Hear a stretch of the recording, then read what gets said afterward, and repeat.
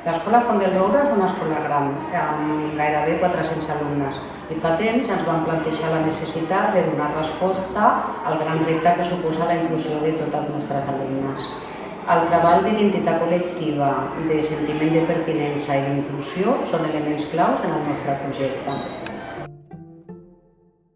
Els nostres alumnes senten que pertanyen a la comunitat, que són valorats, que poden participar de la vida quotidiana del centre, que sabem destacar les potencialitats de cadascú i que el seu sistema familiar està inclòs.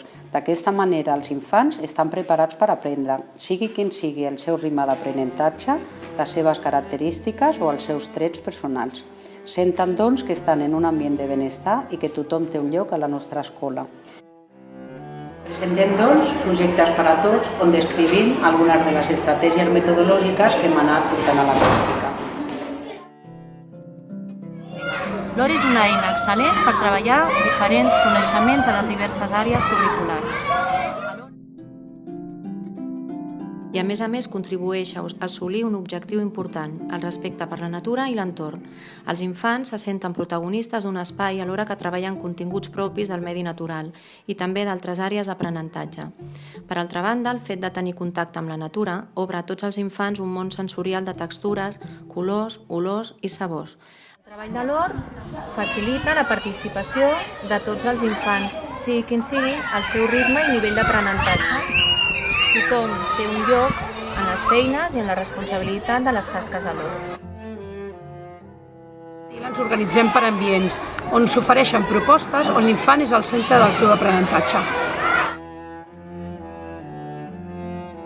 Aquests espais permeten la interacció i cooperació entre nens i nenes de diferents edats, alhora que afavoreixen la inclusió de tots els alumnes, doncs s'ofereixen propostes on l'infant és el constructor del seu propi aprenentatge, gaudint segons el seu ritme i necessitats. La codocència és una estratègia de treball on dos docents atenen conjuntament a l'alumnat dins l'aula. Suposa un gran suport per atendre les múltiples necessitats dels infants i els reptes diferenciats de tots els nens i nenes, i la millora del seu aprenentatge. És un recurs metodològic que ens ajuda a atendre millor a tots els infants, tenint en compte les potencialitats de cadascú.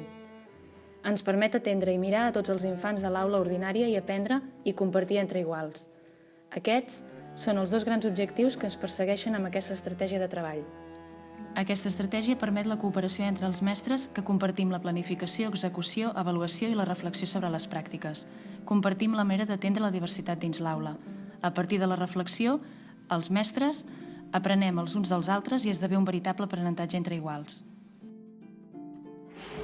La xarxa de coneixements és una eina d'aprenentatge que l'escola utilitzem en el marc dels projectes i permet als infants recordar i organitzar tota aquella informació que van vivint al llarg del projecte d'una forma gràfica. Parteix de la pregunta que es presenta als infants per introduir el projecte i es desenvolupa amb el recull de la informació més rellevant, utilitzant connectors i enllaços que relacionen els continguts que es van donant. La xarxa està a l'abast dels infants i, independentment del ritme d'aprenentatge o moment maduratiu en el que es troben, els permet recordar, connectar i relacionar els aprenentatges amb les experiències viscudes. Alhora, és una eina que facilita als adults que els acompanyem conèixer en quin punt d'aprenentatge sobre el tema en qüestió està cada alumne.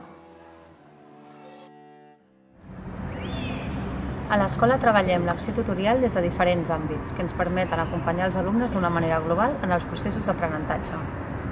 La pertinença al grup classe, el nivell, el cicle i, en definitiva, el centre es va treballant des de ben petits, establint tota una xarxa de relacions i vincles que ens permeten afavorir el fet que cadascú tingui el seu lloc a l'aula i pugui ser reconegut i acompanyat per la resta de la comunitat educativa. Mirem els nostres alumnes des de l'abundància, possibilitant que cadascú pugui fer florir les seves potencialitats, incloent les famílies, reconeixent el seu principal paper com a agents educadors. És per aquest motiu que duem a terme un pla d'acció tutorial en què un dels eixos de treball més fonamentals és la família i li donem un lloc tant físic com simbòlic dins l'aula, per tal de tenir-la sempre present. A l'etapa d'educació primària, de 6 a 12 anys, organitzem el treball per racons. El treball per racons implica organitzar l'aula en diferents espais, on els alumnes autònomament poden treballar diferents propostes d'aprenentatge. En aquesta etapa, el joc encara esdevé un dels elements més importants i per aquest motiu estarà implícit en les diferents propostes. En els racons, els infants aprenen tot jugant, manipulant, experimentant, fent hipòtesis i representant gràficament els seus processos. Fomenta la interacció amb els altres, el pensament divergent, la creativitat, la cooperació. És, doncs, una organització que ens ajuda a donar resposta a la diversitat d'interessos, als diferents ritmes d'aprenentatge, així com a les intel·ligències múltiples.